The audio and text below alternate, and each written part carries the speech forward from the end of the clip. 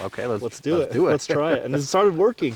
It really started working. That was the thing, is it's like, you know, sometimes people need you to hold their hand every step of the way. And sometimes people are more ready and just willing to do it on their own. But yeah, definitely the skills of persuasion you learn doing door to door. I would say, like, going out and selling pest control for a summer is one of the hardest things that you'll ever do in your life as an 18 to 25-year-old person. But it is probably one of the most rewarding experiences.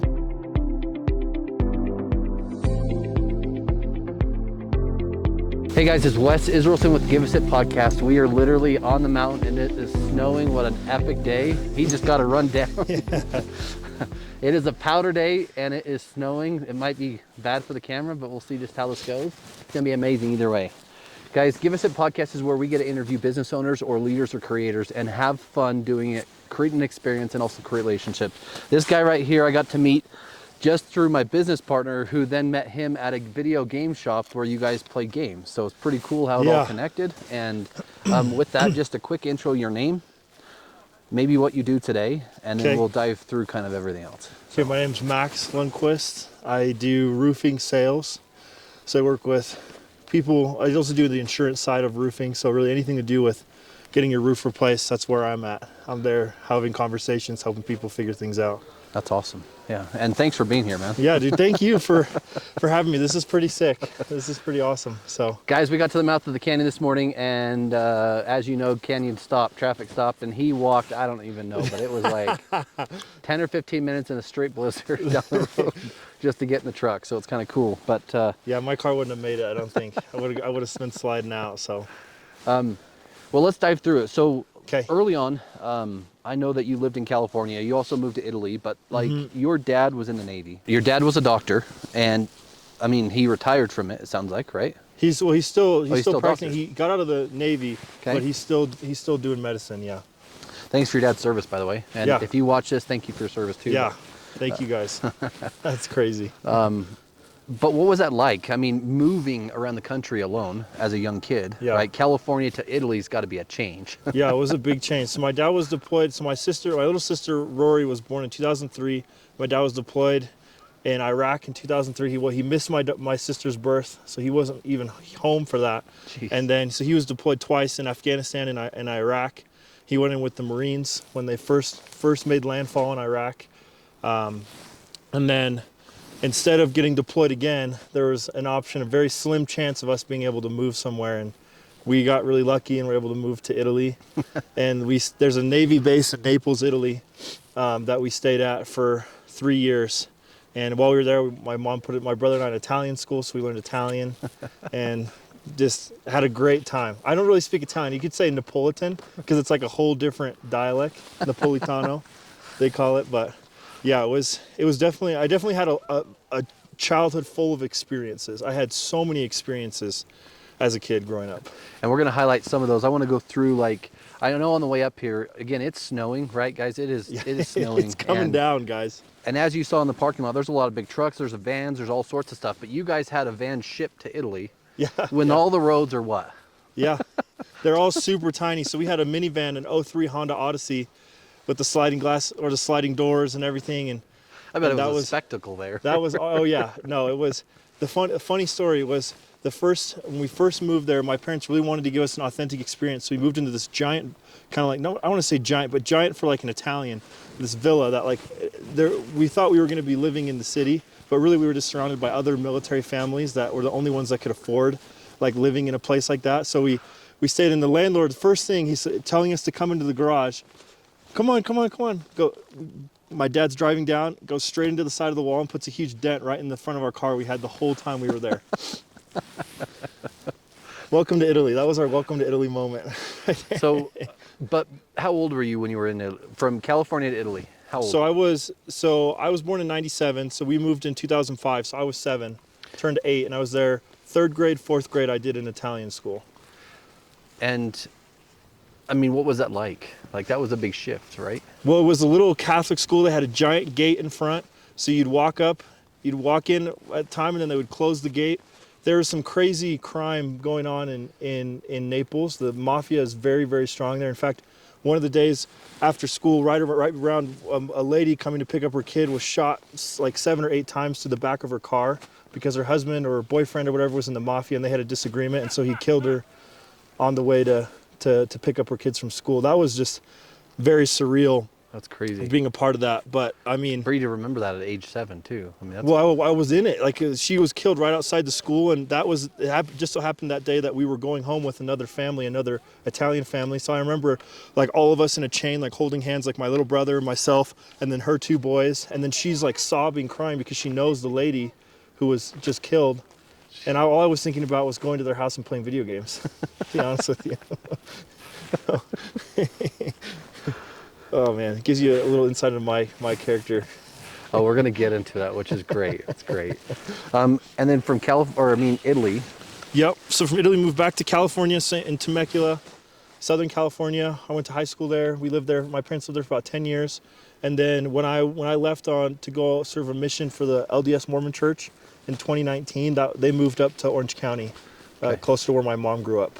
Out there. And your dad was practicing, I'm assuming, there too? Yeah, so my dad, so in 2008, when we moved back from Italy, he got out of the Navy, and then he worked as a doctor at a few different practices locally, but his passion was always for integrative and holistic medicine. Okay. And so he finished that part of his education and then opened his own clinic in 2015 called Temecula Center for Integrative Medicine in Temecula, and they do holistic and alternative medicine, naturopathic, and all that type of stuff. So he's one of the premier doctors in the country on that type of medicine. That's amazing. He's a workaholic, I'll tell you. He's always got to have 800 projects going on at the same time. Sorry for the snow in the face, too. Oh, that's okay, dude. I love it. It feels so good. After that hike up here from where I was just at, oh, it feels so good. That's awesome. And then, transitioning from Italy, that's crazy. Seeing that close to death, that's crazy. Coming back to Utah, or not Utah, sorry, not Utah yet, but... Yeah, not Utah yet. California, and then you went on your mission to Mexico right before COVID, right? Yeah, right before. I talked to a lot of people on their mission. You're literally knocking doors every day. You might have a tally sheet of who you have to talk to, who you've talked to, who you need to go back to. What was one lesson you learned on your mission that you may still use today, or may teach someone today that's going on a mission? So my mission was a little different. I was in Mexico City, so it was a little more dangerous to go touching. I say tocando like in Spanish, but knocking doors. We actually weren't allowed to because of the fact that we could knock into people that could be very aggressive.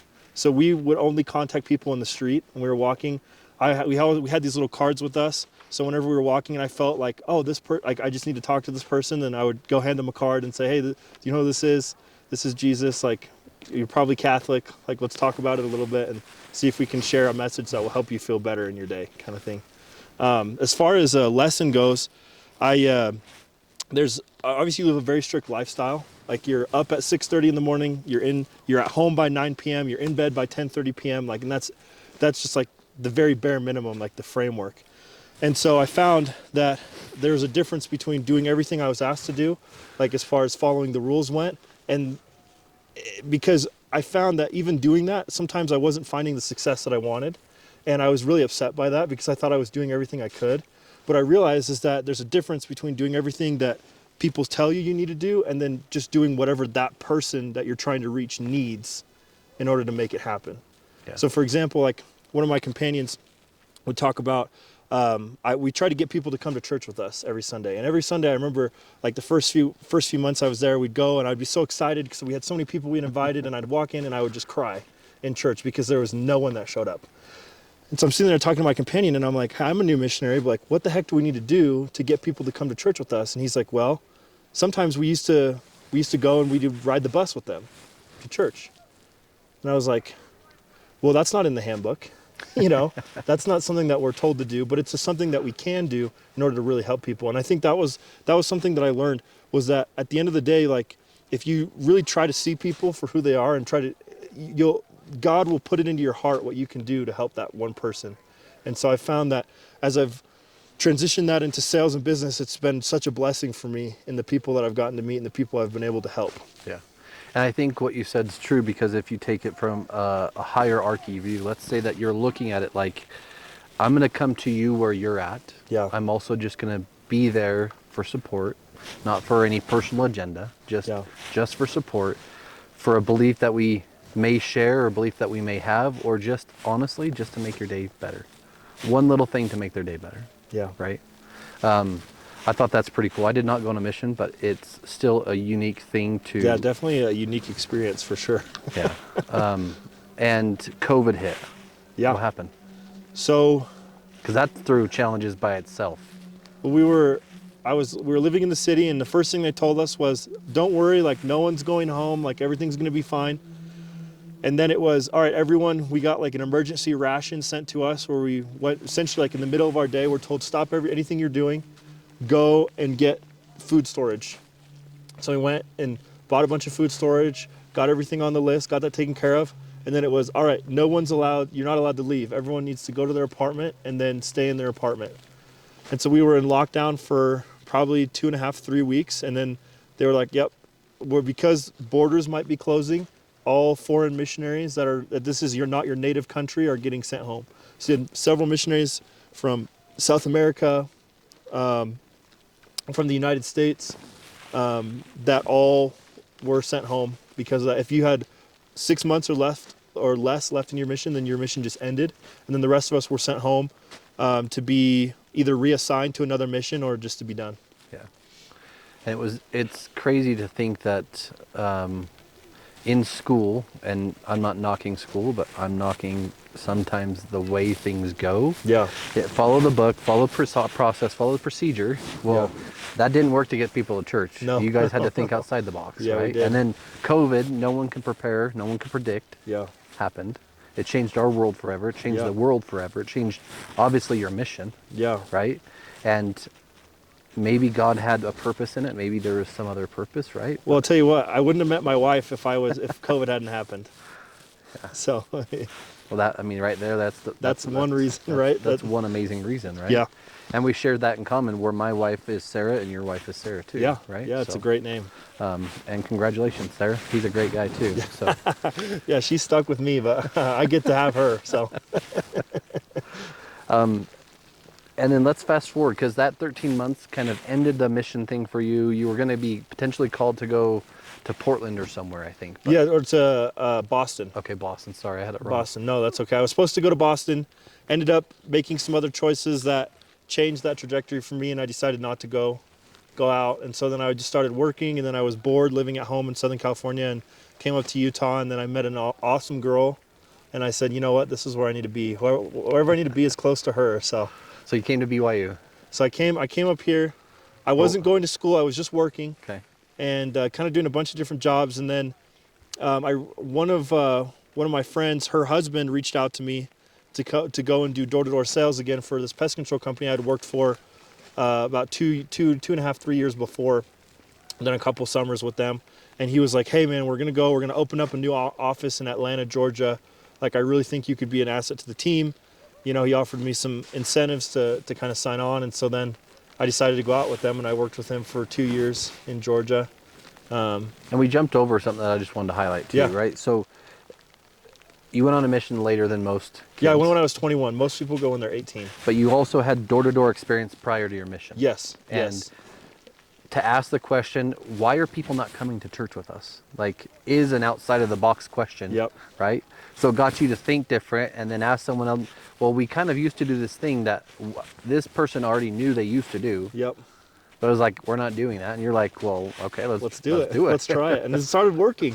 It really started working. That was the thing, is it's like, you know, sometimes people need you to hold their hand every step of the way. And sometimes people are more ready and just willing to do it on their own. But yeah, definitely the skills of persuasion you learn doing door to door. I would say, like, going out and selling pest control for a summer is one of the hardest things that you'll ever do in your life as an 18 to 25-year-old person. But it is probably one of the most rewarding experiences. Maybe not financially, because you're going to struggle a lot. Some people you're going to go out and work with, if you do it, are going to make a ton of money. But I would say 90% of the people out there are not making enough money to warrant this being like the career for the rest of their life. But the life skills and the experience that you gain, and just how much adversity you have to overcome doing it, blesses you for the rest of your life. I had talked to a kid, and we kind of talked about it. He come up to my house one night, and he said, man, if I knock 80 doors or 100 doors a day, I know I'm getting 5 closes. Yeah. That's easy. I said, well, what's that work out to? He goes, in 5 months, it's 60K. That's what that does.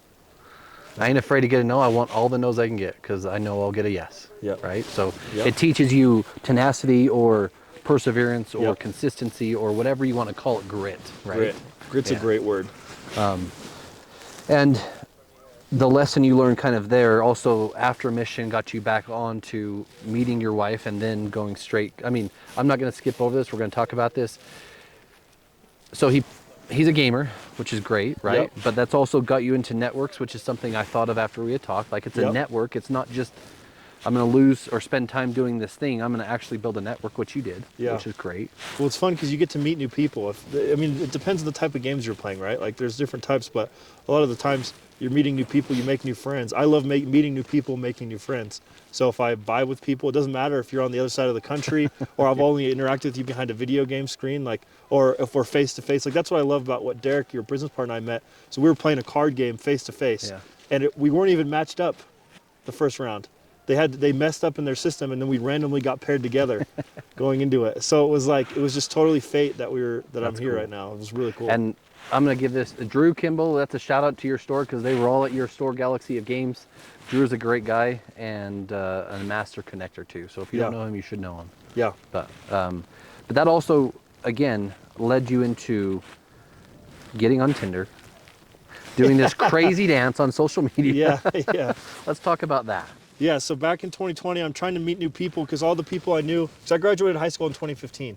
So I came up to Utah in 2015, 2016 era, and then was kind of working, traveling, doing my mission trip. I wasn't in Utah. So Door-to-door sales to mission. Door-to-door sales right? to mission, back into it. And I didn't know anyone anymore. Like all my friends, all the girls I knew were married, to be honest with you. They were all gone. They were moving on and doing something else. So they weren't looking for 22 or 23, that's late in life for them. For Utah, that's late, So anyway, so I was like, all right, I'll get on one of these dating apps. I'll try and make it work. And I came up with this idea of getting people off the app and getting their number by asking them, I would say, what's your opinion on iMessage games? And then whatever they responded, oh, they're great, they're not, whatever, I don't really care. iMessage games, that was iMessage games, yeah, like those little games you can play in iMessage. And I'd be like, whatever their response was, I'd be like, oh, I suck at those too. Like, we should totally play. What's your number? So that was the trick you told me about, huh? Yep, that was the trick, and it worked almost every time. And if they didn't have an iPhone, then they weren't for me, So it was like, so that was an easy deterrent, So I get my wife's number, FaceTime her, like that night before. This is before we even met each other, and she's like, who is this crazy boy FaceTiming me? So we go out on a date. We have a good date. It's like, I wouldn't say it was the best date ever, but it was a good date, and I really liked a lot of things about her. I thought it wasn't really reciprocated, but dang it, Sarah. I know. And then fast forward a few days, like afterwards, we were kind of still talking, and then I'm hanging out with some of my other friends who she was also friends with these friends, but I had no idea because I had never met her. She had never met me. And so I'm doing a dance. I'm being an idiot. I'm out in a parking lot. My buddy films it, puts it on his Instagram, and lo and behold, it's like pops right into her feed. And she's like, how is this random boy that I went on a date with, I had no idea who he was, now in front and center of my social media? And so that kind of reconnected us. We went out several more times. I had to be very tenacious in pursuing her, and eventually she folded, and then we dated for a few years and got married. So we've been together about 5 years now. That's awesome. Total. That is awesome. And all of that story, just to get you guys to understand that he is building connections with people, whether they are ready for it or not, also continuing to grow and build, right? So that gaming experience also launched you into a business venture. Yeah. Without the idea of ever having it. Yeah, so fast forward a few more years, I finished up doing the work in Georgia. We moved back to Utah. My wife and I decided to buy a house. So we bought a house in Springville in Utah. And I was trying to figure out what's next for me. Now, I love marketing. I love the space. I think it's fantastic. I just enjoy connecting people, right? And so trying to understand, dreaming with people, trying to understand what a business owner, what they view for their business and how to communicate that to their potential ideal customer. Yeah. Oh man, that is so much fun to me to figure that out and come up with strategies for that and then go and make it happen, right? And that's super fun. So I was doing my own thing, and then I was playing video games, and I met this guy, and we just hit it off instantly. and we played games for a couple weeks together. Then he asked me this question, kind of, what are you doing? And I was like, well, I'm trying to start my own little digital marketing agency. I've got some framework here. I'm part of a group that teaches you how to do it, you know. And then I was getting that set up. I built my own website and everything, and was kind of just in the earlier stages of getting that launched. And he's like, dude, I'm like 5 years ahead of you, and that's exactly what I do. You're speaking my language.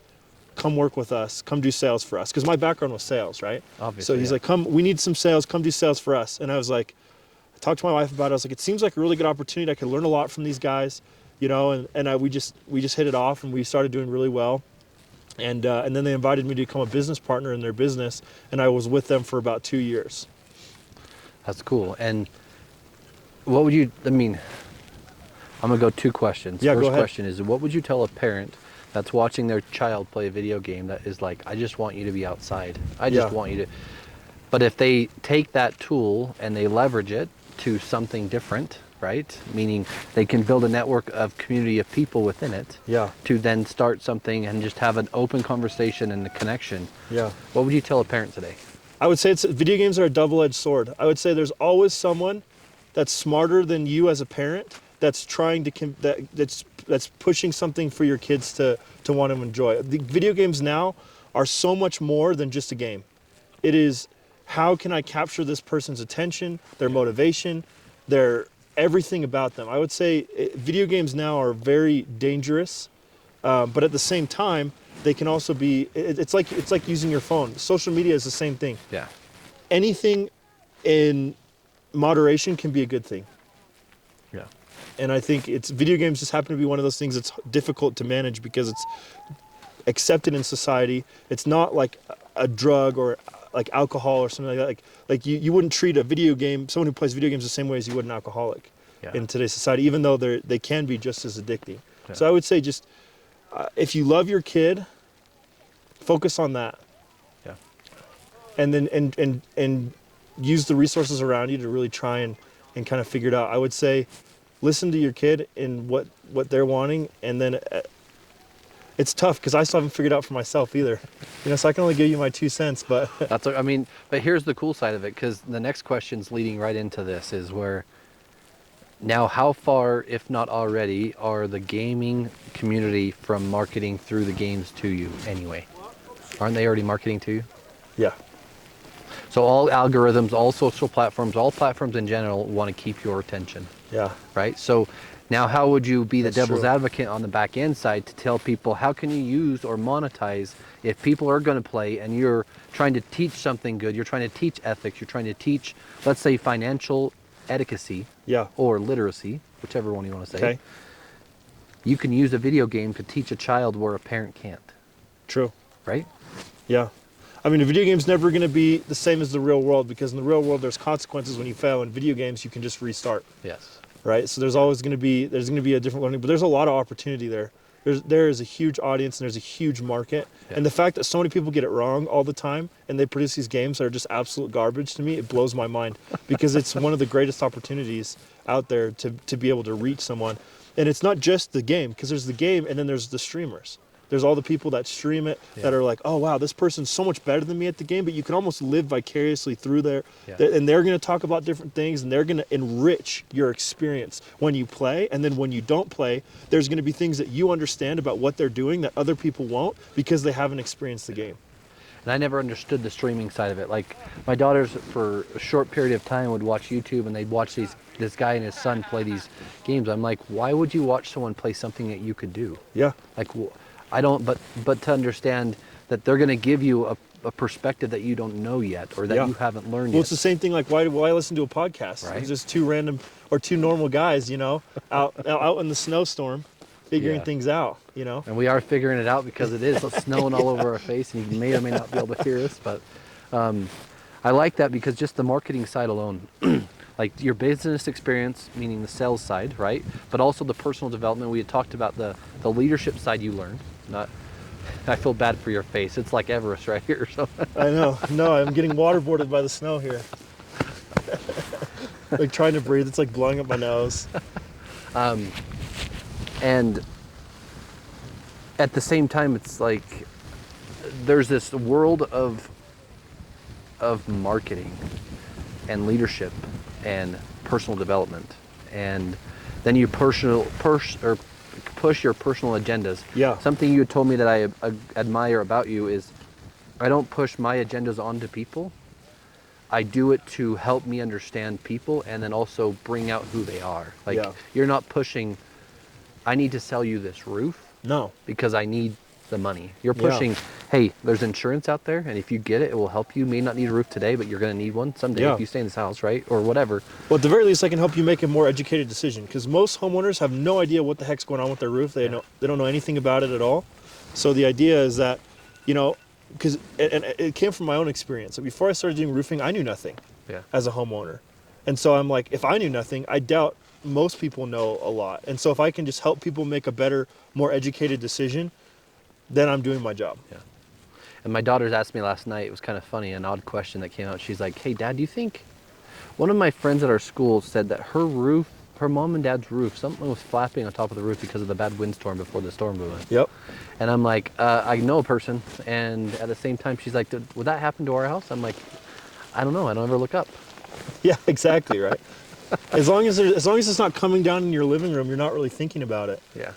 And so it's one of those things that you can benefit from if you know what you're doing. And so being able to educate people a little bit more is, I found, really rewarding, because it's been really easy. It's easy. You help educate people, you put out the options for them, and then they make a decision. A lot of times the decision ends up being working with me, which I feel very grateful for. Yeah. And then I use that as another way to network, because then hey, anybody, I'll give you $500. If you send me to a friend or neighbor, some colleague, whoever I'll go look at their roof. I'll do it for free. Yeah. And I'll give them an idea. And if they move forward with it and we work with us, then I'll pay you $500. Great. So it's a referral fee, which Yeah. is great. Something also that I was thinking about it is just in general that The snowboard's totally covered now. we jumped over also what it was like to run a business. Yeah. And I would love, before we go back into the roofing side and Sure. kind of your development, I would love to get your perspective. Yeah. Well, however much work you think your business is going to require, double, triple, quadruple that, and then you're probably in the ballpark of what it's really going to take. I think any business owner, like, you wear so many hats. You wear so many hats. Yeah, especially And, small business. When I joined this business, there's three of us. One of us did the marketing, one of us did the websites, and one of us sold it all. I was the sales one. But as my knowledge evolved and our relationship evolved and our business needs evolved, I became developer, marketer, sales guy, owner, right? Customer service rep, problem solver guy, it was just a little bit of everything, and you kind of got into it. And when you love something and you're really passionate about it, it's not difficult to put in the hours. And that was part of the problem with my wife, is you're starting a business, your partner needs to be on board with it 100%. Amen, you said that, because that was the next question. Because you cannot do it any other way. Yeah. And my wife has supported me. She's very questioning of things when I can't see the light at the end of the tunnel. I probably should have left the business probably 6 months before I did. And a lot of it had to do with the relationship between one of my business partners and my wife being very problematic, causing a lot of problems for us. He was not on board with her. She wasn't necessarily had one opinion one way or the other about him, but he was just not on board with how much she was demanding from me. And it wasn't that it was unreasonable. Like, I don't want to put any blame on my wife, because she really was a trooper and kind of stuck with me throughout the whole thing. But it was more on me not being able to set proper boundaries. And that's a big thing too. Yeah. I think anyone watching this today, that you run a business, you already understand. I think there's the mindset shift, like kind of what we talked about on the way up, since it took a little while to get here with the snow, right? Yeah. But the shift to become an actual owner from a worker is unbelievably difficult. Oh yeah. Not in just the sense of your employees are your friends and now they are really your employees. Yeah. But you want to still be friends. Right. Then you have the spiritual side or the belief side that we had talked about, that you have to believe when everyone else is telling you it's shit or it's garbage or what the F are you doing? Yep. Like, you have to have doubt, even if it's your spouse that says, hey, what's going on? What's going to happen? Where's the money? yeah, like, Yeah. why are we doing this thing? Yeah. Like, why? And why are you gone for 2 months? Yeah. Why are you leaving me for 2 months? Yeah. Like, that's not what business ownership should be like. Well, they have to evolve with you. Yeah, they either evolve with you, or it's you find something else. Yeah, yeah. So I just thought it was interesting and also great that you had done that. Now, on the marketing side, I want you to tell a business today watching, what does programmatic marketing look like? Programmatic advertising or Yeah, programmatic sorry. display advertising. Yeah. So programmatic advertising or programmatic display advertising, as it's called, is a way of pinpointing your specific target audience. Like, you can get down to, like, it really helps you if you know what your avatar customer is. So I'm going to give you an example. So if you're a gym, right? Programmatic advertising allows you to market to people that are going to your competitor's gym. So every time they walk into your competitor's gym, you can send them your ad. And you can know, even out of the types of people walking in, based on their income, based on, like, if they have pets, how many pets they have, if they've registered, if that information's public. Like, there's so many things. And then you can get on to display networks, so that when people are home watching on their Roku TV or Apple TV, they're watching the Olympics, or they're watching Netflix a show, or whatever, right? Then your ads can be shown to them, even if you're just a local business, and it costs a fraction of what it would cost to try and advertise on live TV. Yeah. Or like the Super Bowl, right? I know Gary Vee argues that Super Bowl is one of the best advertising platforms, Sure. right? But in general, podcasts are advertising on now, right? You're Yep. going to YouTube, you're advertising a bunch on YouTube, like Yep. you're monetizing different things. And I just wanted people to understand that as a business owner too, and as a business owner, you saw both sides, right? Because Yep. attribution's real, right? Yeah. I mean, if it's not, oh great, I want 100 likes, I got 3,000 likes, I got 5 million views, and it didn't Two convert. clients. Yeah. It didn't convert. Yeah. But I'm doing the work. Well, yeah, but your views and no conversion or ROI. Yeah. Like, it's a hard thing. That's why business owners struggle with marketing. That's why a lot of them do. Right? Because it's not a guaranteed thing. No. I mean, it's like back to your door knocking your sales. It wasn't a guaranteed thing to walk down the middle of a street in Mexico, hand someone a card and say, hey, do you know Jesus? Yeah. Right? I mean, but you still did it. Yeah. Well, that's And- when people would come back to me, as when I was a marketer trying to sell myself as a marketer, and they would say, why would I work with you? Like, if you can't guarantee this. So we did. So one of our offerings was a guarantee that if we hadn't produced X amount of clients within 6 months of working with us, then we would refund them all the money they had spent with us. Because there's a man, and if anyone's into the marketing space or getting into it, a name that was really influential for me was his name's Charlie Morgan. Okay. He's by his same age. He's 28. He's net worth several million. I don't know if he's over 10 million now or wherever he's at, but he is great. He's a great resource. Good. Good. And then we don't have to dive through the somatics or basically the business in general, but what happened? A lot happened. So I found that my business partner was a supreme narcissist, and essentially it got to a point where we were working together. There was 3 of us at first. One of my partners just left kind of randomly. So then the marketing workload fell on me. So we were kind of at a point where we were either going to deliver. So it was just down to 2 of It's you? down to just 2 of us, and we had a couple teams that we would hire now and then for different projects that we were working on. But really, it was just him and I running the whole thing, and it kind of got to a point where we got behind on some deadlines and a few projects we had to deliver on, and we couldn't deliver on those. He couldn't. He was the main production guy. I was the sales guy, but I became hand in hand with him, the production team. But I had to follow his lead because I didn't know what I was doing. Really, I learned a lot. Ultimately, we couldn't get the projects done, and the blame was always on someone else. And then the blame came on me, and I was like, dude, I moved across the country, man. I've been away from my wife and family for 2 months, like out here trying to make this work. And he was telling me that it was my fault that I wasn't selling more accounts. And I was like, until we get these out the door, I will not sell another account, because how can I promise business owners anything if we can't deliver on what we say we're going to do? How can I sell someone a hamburger if the patty is full of shit? Yeah. No, that's not happening. Yeah. And so that was really where it shifted for me. And I was like, I'm done. I can't do this anymore. I lost belief in the business, and then I walked away. Yeah. And obviously there's a lot more going on. Yeah. Like, And that's high level, which is where we want to stay, because I want people to understand that, you know, and I tell my princesses, my daughters, I told them again last night, I try and do it, kiss their forehead, said, hey, whether you win or you lose, I love you. Yeah. And she's like, Dad, why do you say that? I said, because I want you to fail fast. I want you to learn it's okay. Yeah. Because the more you fail, the more you learn. And the faster you can adapt. If you're afraid to do it. And she goes, well, what does that mean? I said, do you remember when you walked or you couldn't? And she says, no.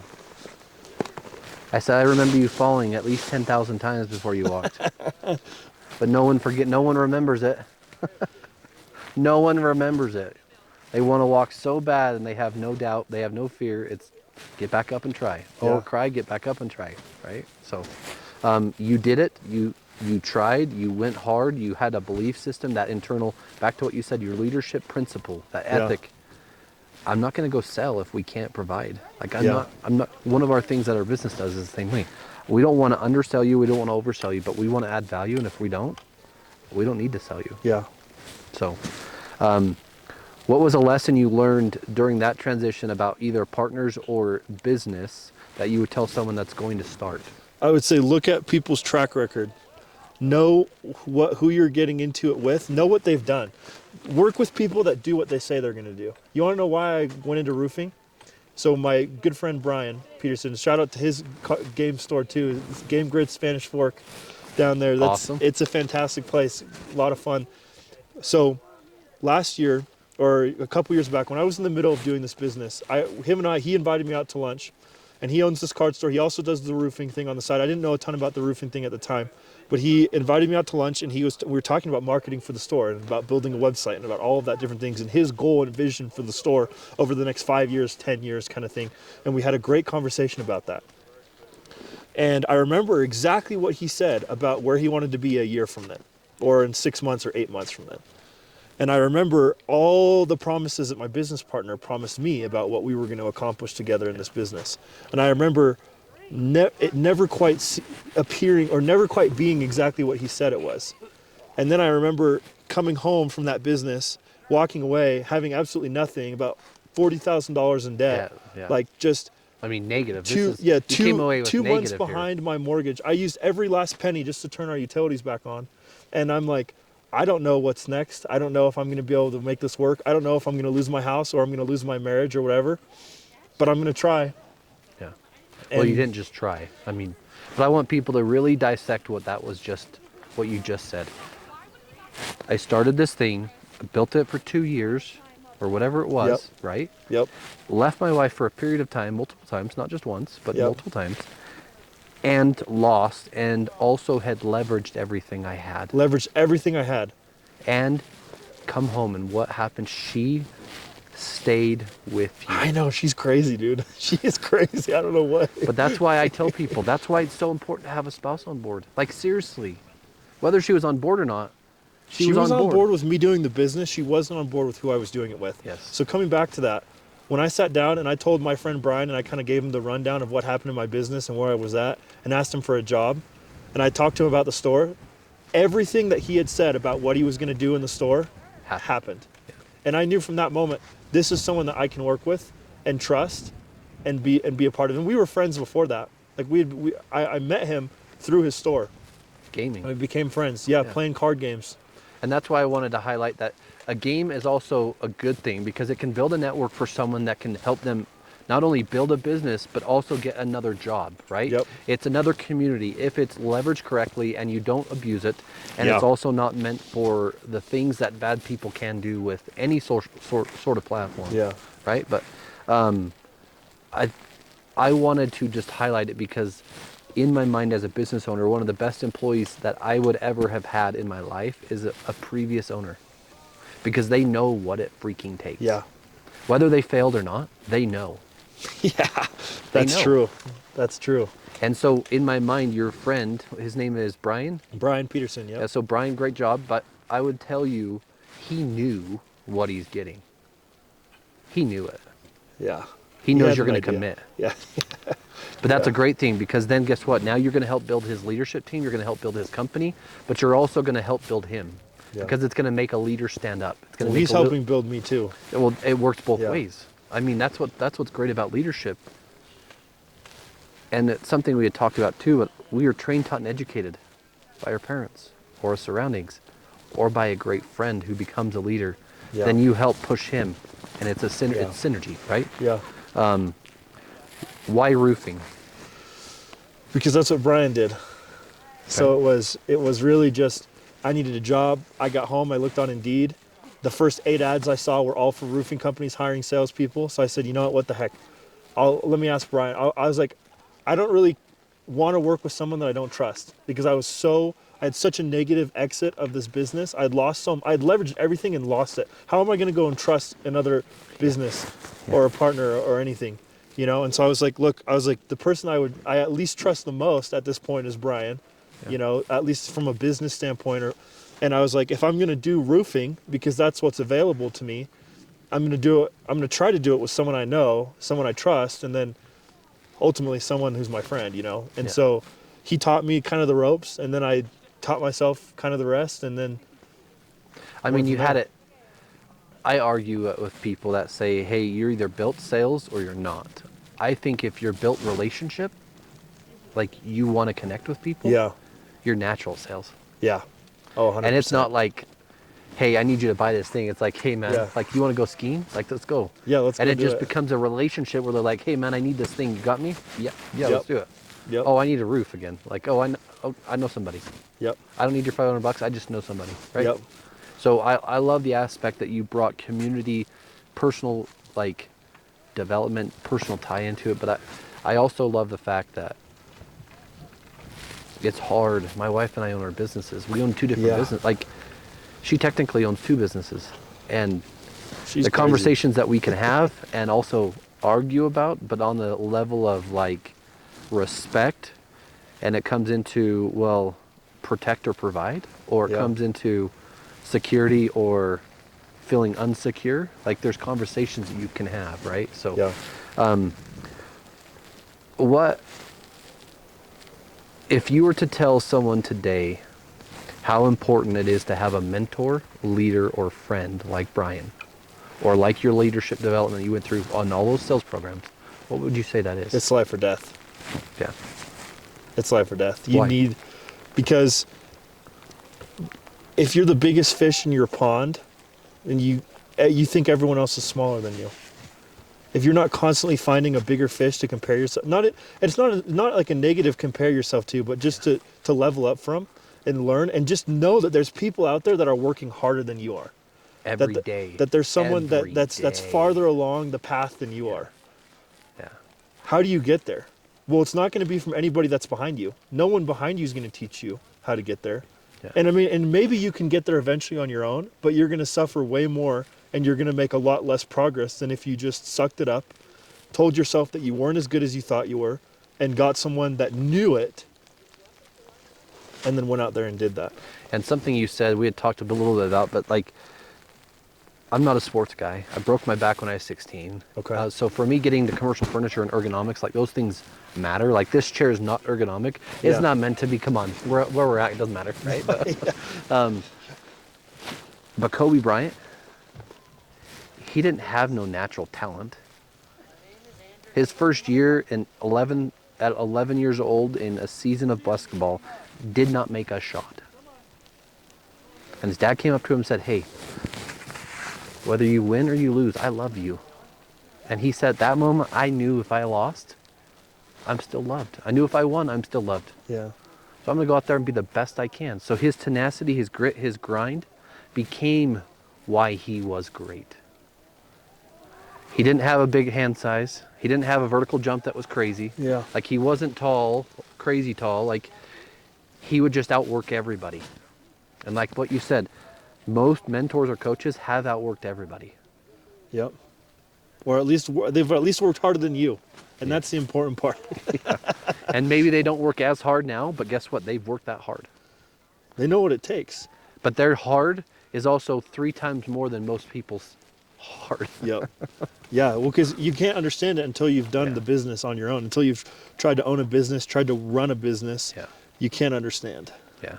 And I have some employees that'll say, you're crazy. You work so much. Like, I'm just not, it's not my business. I'm not cut out for that. You know? And I'm like, that's fine. But also, that tells me that you're also doing this in your life with your children or your family or your, like, you're putting yourself in that pond with the small It's a fish. victim mentality. In a way, yeah. I mean, they don't see it because they don't understand, or they don't have someone teaching them or telling them or pulling them, right? Like, turn around and pull someone up. Yeah. Don't just run. When you get out of that hole, turn around and grab somebody. Yeah. And that's where I struggle, because I'm like, fuck, just open your eyes. Yeah. Pardon my French. No, that's I don't okay. care, but I don't care. Doesn't matter to me. I appreciate your time out here. I appreciate sitting in the snow, getting snowed on. Oh, heck yeah. I'll do this all day. And like, I want you to just, if you were to give a message, someone's dying, someone's hurting, someone's going through hell, life sucks, business sucks, marriage, like anything out there, what message would you give someone? You're not alone. There's freaking man. So many people that are going through the same thing, and a lot of people are in fact going through worse than what you think is your worst. Yeah. And wet things dry. So you're not alone, and wet things dry. That was what I learned, and we didn't even get into that, but I lived in the wilderness for 2 months. Holy cow. Right Like before I grid? went on my mission. Yep, like primitive style, man. And it was snowing like this, and I had no winter gear, and we were out there in hoodies, and we had. I'll have to tell. I'll have to rain check on that. Guys, one. that's going to be like a whole nother prelude. We'll give you some information, but we ain't going to give you a lot. And then we're going to get this guy back out, because we want to go rip on some sleds too, if we can actually get out this year. Yeah, I don't know. we're not We'll see. snowed in at this point, you know. And I want you just, I don't know how long we've been. I don't know what else you want to cover. If you want to just cover anything else, like cover anything about the roofing company, if you want to cover anything about Brian, I mean, or for me selfishly, I want you to tell people, what is this like? Like, nobody else is here yet. It's been a crazy morning, but Like, what do you mean? like, what has this experience been like? Like, Like just talking out in the snow? well, I mean, we're on a mountain. Yeah. You get a ski, I get a snowboard. I'm not very good, but we are outside doing something amazing, connecting. What is it, Give Us It podcast experience like for you? Well, this is like how it was when I lived in the wilderness. You're out in nature. You're doing something that's like, I mean, we've been sitting here, I don't know how long, but I mean, we're covered in snow, you know, and it's cold, and it's like, at first I was thinking, oh, we were going to do the podcast inside a room. I was like, you had like rented out a room or something. Nope, just out here in the snow. And I'm sitting here thinking, my butt's cold. Your butt's going to be freezing because you have three more of these to do. It's all right. You know? But I'm really grateful. I'm pumped. And I'm so happy. I'm so energized. Yeah. Are you kidding me? How do you get more energy than doing something like this? Right. Yeah. You can't. Well, yeah. It's hard. There's a couple things I can teach them. I love you, babe. We'll next time. But I mean, like, just from like someone who didn't have that as a resource. Like, imagine you're just a single person living alone or living with roommates, and you're living your life, and you've got friends, but maybe none of them are super close, or you're at a point in your life where you just feel alone. Go in nature. Go sit in nature and just let yourself think. Because that's one of the big problems I feel like in my generation growing up, is the fact that no one sits down and really takes a moment. There's no mindfulness anymore. Because, and I fall into this trap too, because when I'm upset or I'm depressed or life isn't going the way that I want it to, the last thing I want to do is think about trying to problem solve that, because I feel like I'm already defeated. And in my mind, I've already lost. And so the last thing I want to do is do that. And so what am I going to do? I'm going to distract myself from the moment I wake up to the moment I go to bed, so I don't have to think about that. And eventually I'll wake up, I'll get out of that, and then I'll move on with my life and move forward. But what I would tell myself in those moments would just be to sit down and just be mindful. Yeah. Go outside, sit in your front yard. Go find some place that you can be where it's just quiet. Yeah. And I work on a personal development side of me. I'm 862 days straight this morning. It was cold plunge at 4:15, 4:30, whatever it was, right? But for me, it's I've built an app. I've got my own GPT built that's custom, and whenever I feel doubt, fear, anxiety, depression, anything, like everyone in the office is second guessing my sales metrics and no one wants to do it. Like, go in my office, do this little thing and write it on a journal, and then let's go. Like, let's freaking go. Right. Yeah. So you got to move too. I want you to tell people watching, because not everyone watching is ever going to be a business owner, will never be a business owner, or has the cojones or the tenacity to actually do the thing. Yeah. Like, they might go to an event, they might go to this thing, and they're like, oh yeah, I'm pumped, I've got my vision board, and then oh yeah, I'll do that next year, right? Yeah. But tell everyone today what it's like being an employee and having that grit and grind. Because I want people to really hear it from a business owner's standpoint who's now an employee. Trust me when I say this, like going from an owner back to an employee status is like, I mean, I'm working as a 1099 independent contractor. So I'm about as unemployee as you can be, right? to a certain extent. But at the same time, like there is whatever, if you think your job is hard, if you think whatever it is that that you're being asked to do as an employee, I mean, I'm not going to say that there aren't people out there that will ask too much of someone, but if you trust the owner that you work with, if you love the business that you work with, or at least you believe in it, right? Yeah. Know that whatever you're doing is not nearly as complex, hard, or stressful as what the owner is going through. And I want you to, thank you for that. And that's great. What I want you to say is tell people who say, you know what? I'm okay waking up at 8. I'm okay waking up at 9. I'm okay rolling to the office a little late. I'm okay doing the very minimum I have to do. What would you tell someone today? However long it takes you to get out of bed is how much longer you're going to be depressed the next time you're upset. Or however much, the next time that you find yourself at rock bottom, you're going to be there longer, the longer it takes you to get out of bed. If you get up and you move and you get to work on time, you just do what you say you're going to do, man. You got to build that credibility with yourself. Yeah. And you can see it in other people, and you can see it when they're not doing it. And I'm not saying that I'm so much far along. Nobody's perfect either. But I can at least recognize that I know on the days when I get out of bed, like I have a group of guys that go play basketball with at 5:30 in the morning. And there's a lot of grumbling, there's a lot of griping, and there's a lot of time that I'm there at 5:30 and we don't even get started till 6 because other people can't get their ass out of bed. Yeah.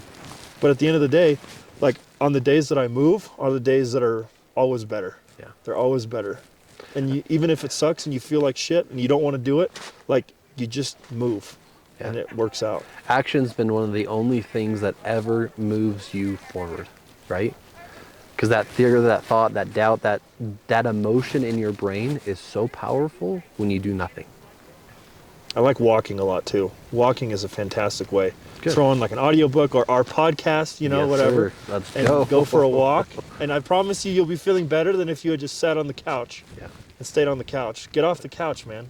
Yeah. And just do it quickly. Just do it quickly. If you're going to set something, set a routine for yourself. Set goals. Be goal driven. You don't have to be like, oh, I'm going to go make $1 million. If that's not for you, that's okay. Yeah. But show up to where you're asked to show up. And I promise you, your life will be so much better for it. And not just at work, but in every aspect. And I want to emphasize this because, guys, this guy's amazing. He's got a friend in Grand Junction, Colorado that he became friends with doing some sort of door knocking thing. And then this guy got cats. He's got 3 cats at home. Yeah, Why? I do not understand.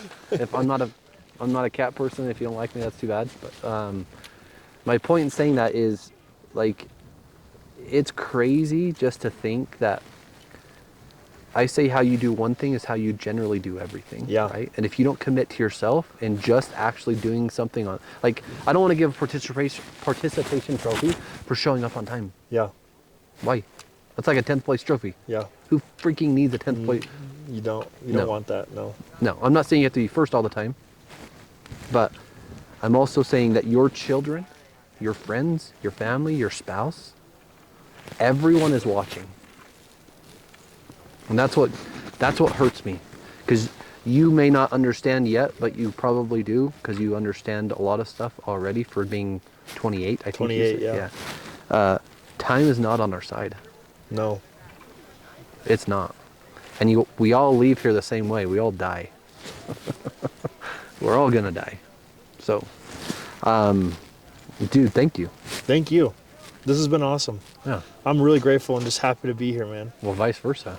Guys, this is Give Us It Podcast. This is Max. If you are looking at roofing or any sort of sales stuff or even marketing, I bet this guy would take some time just to talk about Yeah, if you just want to chat, just hit me up. I'm happy to provide contact information and anybody that, if you just want to chat, I'm always down to chat, man. That's the way you meet people. It's how I met Derek. It's how I'm even here. It's just because I decided to ask some questions and we just had a conversation.